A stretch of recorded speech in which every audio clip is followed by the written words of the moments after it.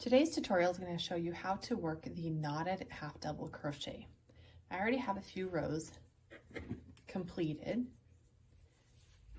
What you're going to do is you're going to work, basically it's a half double crochet two together worked over two stitches, but you're always going to go into the stitch that you last worked in.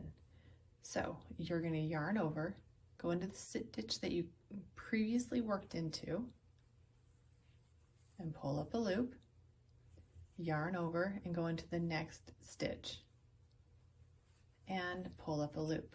You now have 5 loops on your hook. There's 1, 2, 3, 4, 5. Yarn over and pull through all 5 loops on your hook. And you've completed your first knotted half double crochet. Yarn over, insert your hook into the same stitch that the last stitch finished in, and pull up a loop. Yarn over, insert into the next stitch, pull up a loop. You've got 5 loops on your hook.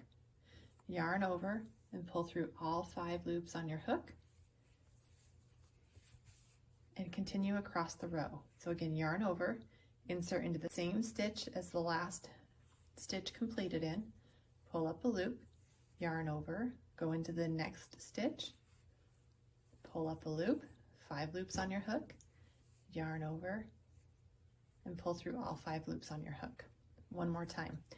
Yarn over, insert your hook into the same loop or stitch as the last stitch, pull up a loop, yarn over, go into the next stitch, yarn over, pull up a loop, 5 loops on your hook, yarn over, and pull through all 5 loops on your hook.